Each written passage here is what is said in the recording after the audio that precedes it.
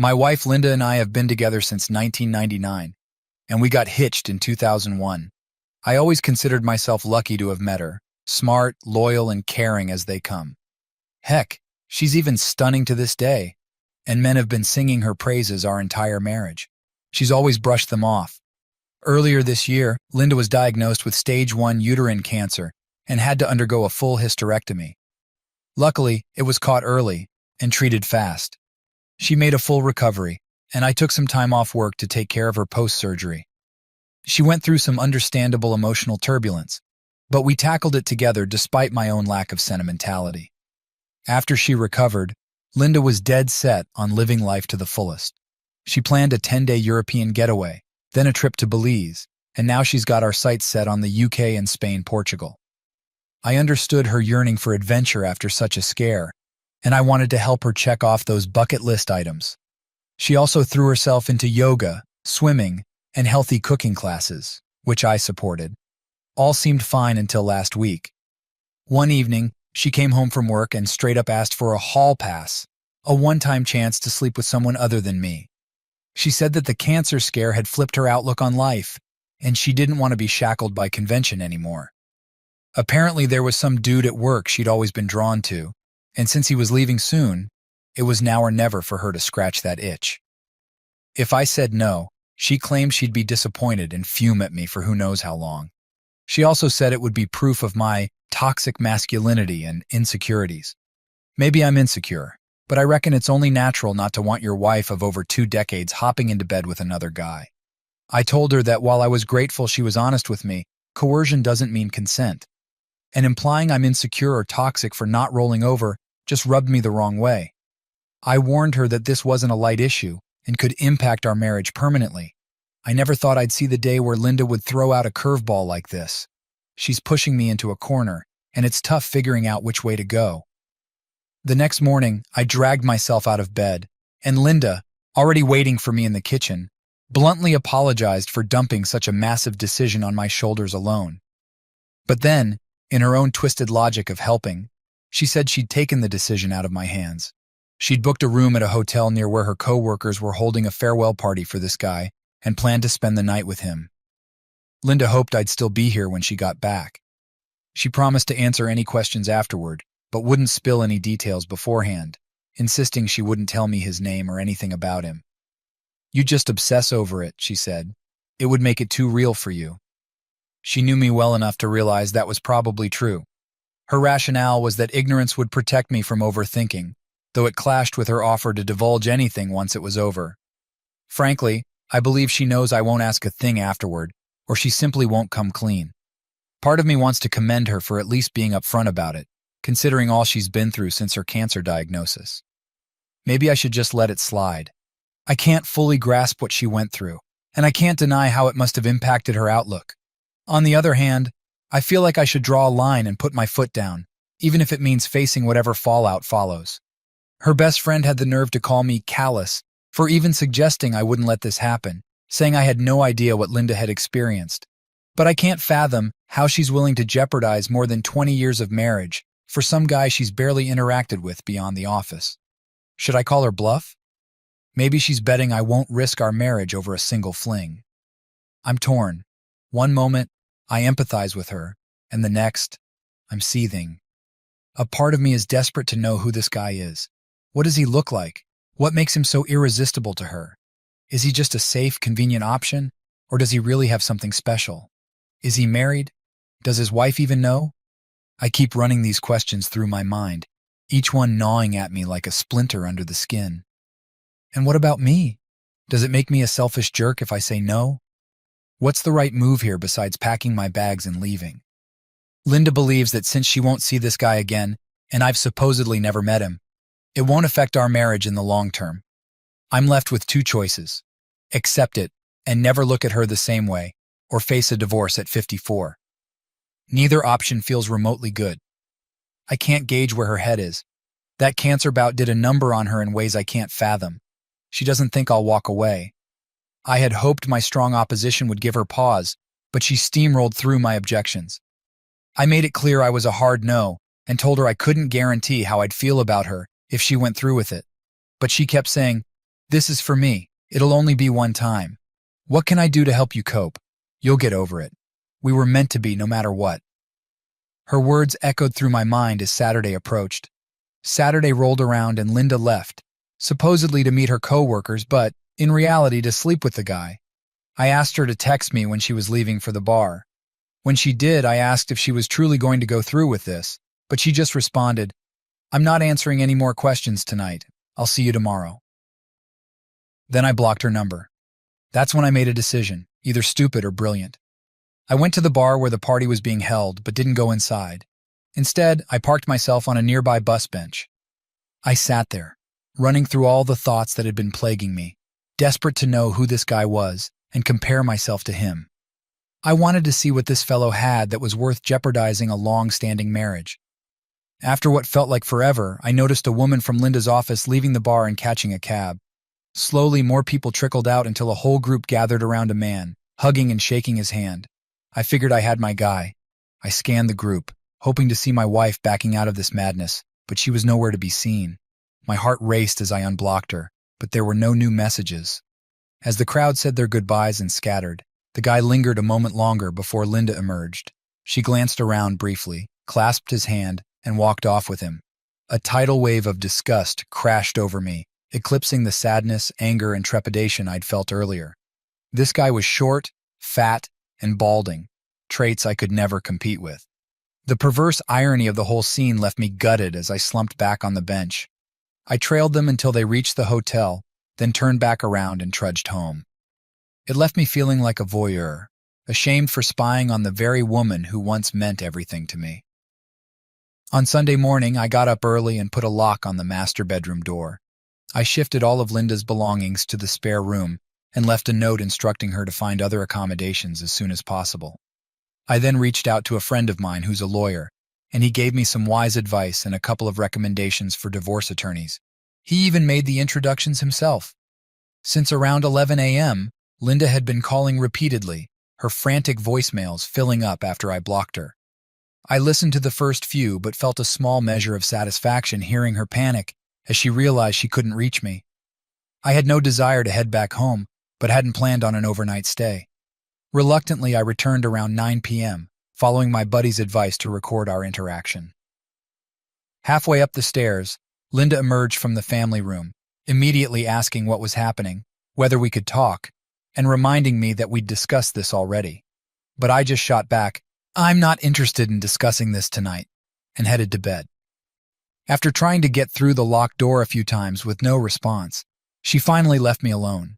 I felt a bit childish for locking her out and avoiding the conversation altogether, but honestly, I couldn't bear to look at her. When I woke up Monday morning and got ready for work, she was waiting, wanting to talk about getting back to normal.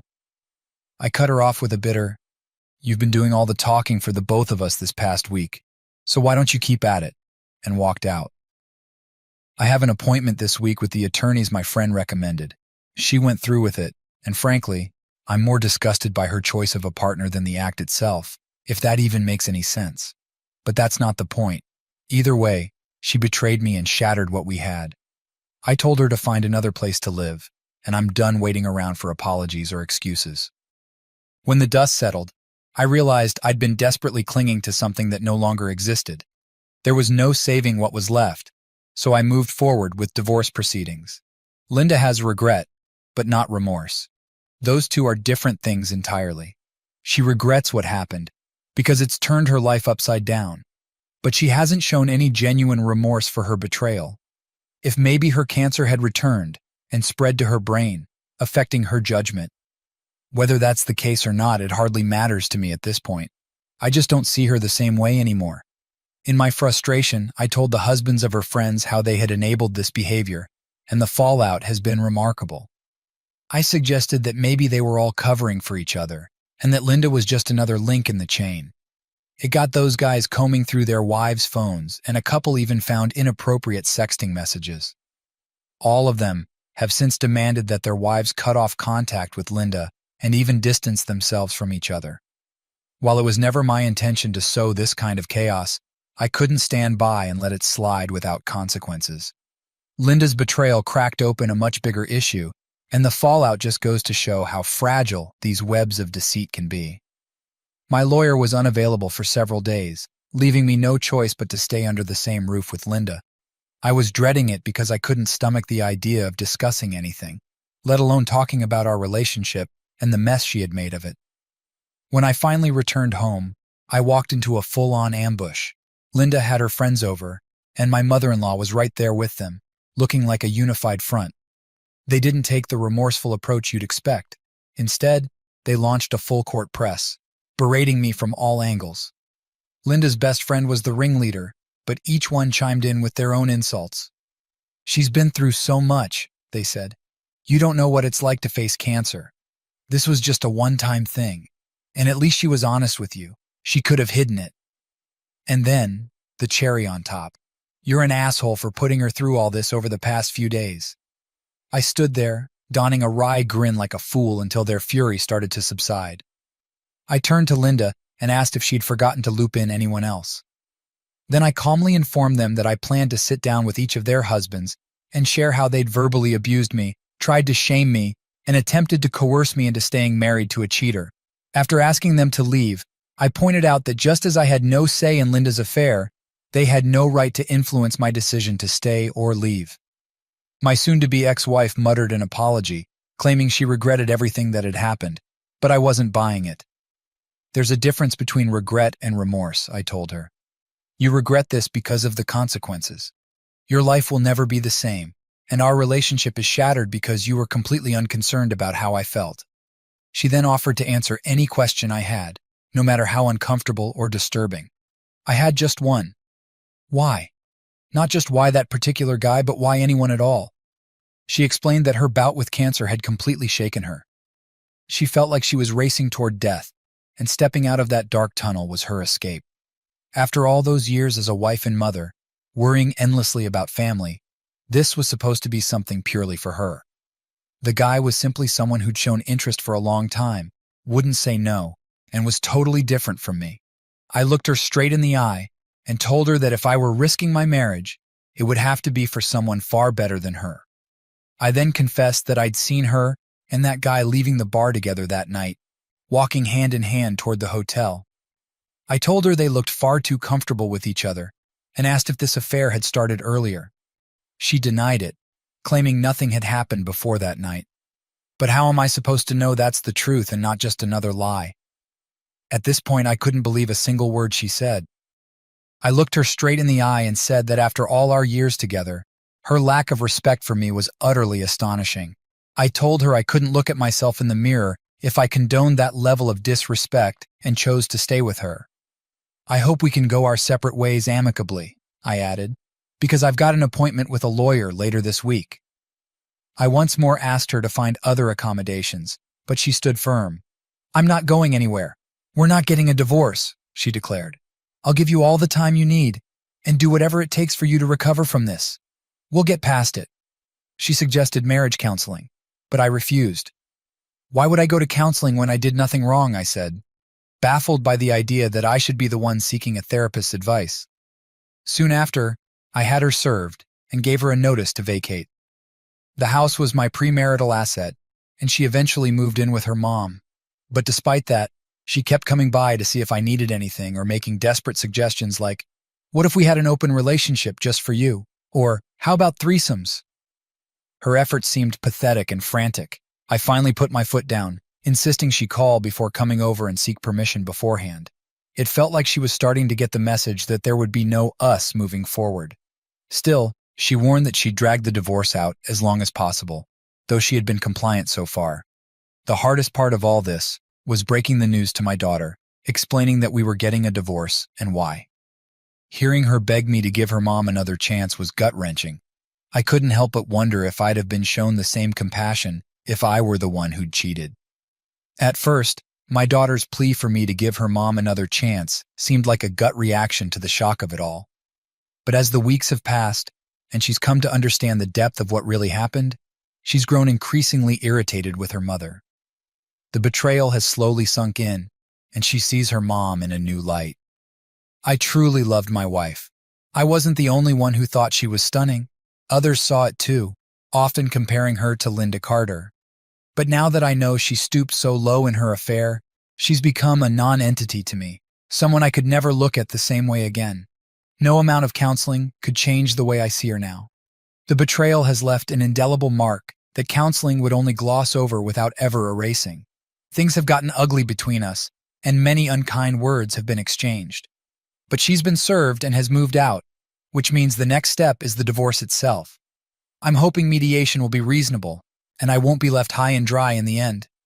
Getting sex is much easier for women, and maybe Linda had already been involved in an emotional affair that culminated in her betrayal. Honestly, I don't know for sure, nor do I really care, unless it benefits me during the divorce. All her friends have cut her off and are trying desperately to save their own marriages. Now, they're turning on each other to protect themselves. Linda held herself together and remained stoic right up until she was served with the divorce papers. After that, she visibly broke down, resorting to begging, pleading, and bargaining in an attempt to change my mind. Tears and desperate pleas came pouring out, but it felt more like she was performing for optics than showing genuine remorse. Maybe she had fallen out of love and now regrets her new reality. She's still an attractive woman and will find plenty of men willing to date her, but I certainly won't be one of them. If I ever felt like going nuclear, I could expose her affair to her coworkers, but that would be a disaster. I want her to stay employed so I won't have to pay maintenance while she's between jobs. There's a woman at her office who has always looked at me in an inviting way. Maybe I'll try dating her after the divorce wraps up. It would be interesting on a couple of levels. There isn't much to report beyond the fact that we're working through the divorce process. In our jurisdiction, we need to be legally separated for a full year before finalizing anything. My soon-to-be ex-wife Linda has offered to give me whatever I want in the divorce if I agree to attend marriage counseling, but I'm not interested. It just feels like an empty promise. We've had some back and forth while figuring out how our separation will work on a daily basis.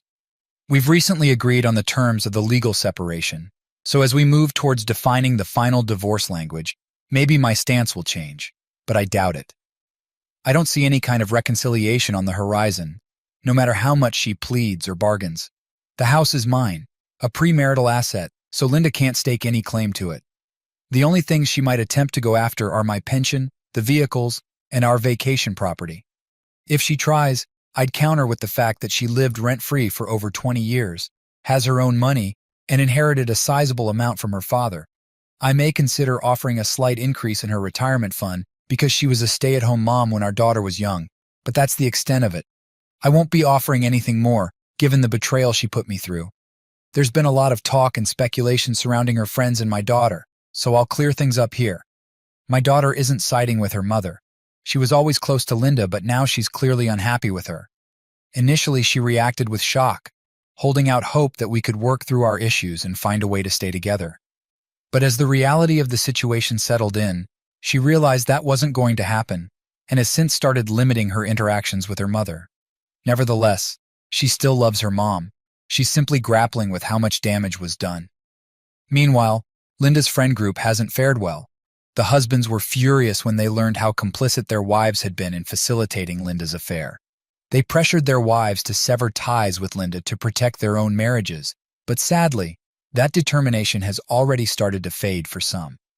Linda's best friend played the ringleader, encouraging the affair to the point where her husband began questioning her motives. It turns out she disliked me all along and saw this as a way to stick it to me, basking in the chaos she helped create. I suppose she feels like she won, but at what cost? The best friend's husband found some explicit texts on her phone and claimed he was dealing with it. We met up, and he apologized for his wife's role in the whole mess, though it's not his fault. He seemed genuinely remorseful that his wife played a part in pushing Linda down this path, and I don't hold him accountable for her actions. I simply want to put all this behind me and move on with my life. In the meantime, I've decided not to date anyone for a while. My priorities have shifted, and I feel like focusing on myself and my daughter right now is crucial. As for getting married again, that ship has sailed. I can say with certainty that I won't be walking down the aisle a second time. Marriage has left a bitter taste in my mouth, and I have no interest in repeating the experience. For now, I'll concentrate on rebuilding my life and finding peace on my own terms. Despite everything that's happened, I'm finding peace in small steps. I've begun rediscovering old hobbies and reconnecting with friends. It's refreshing to remember who I was before all this turmoil, a man with interests, dreams, and aspirations beyond a marriage that unraveled.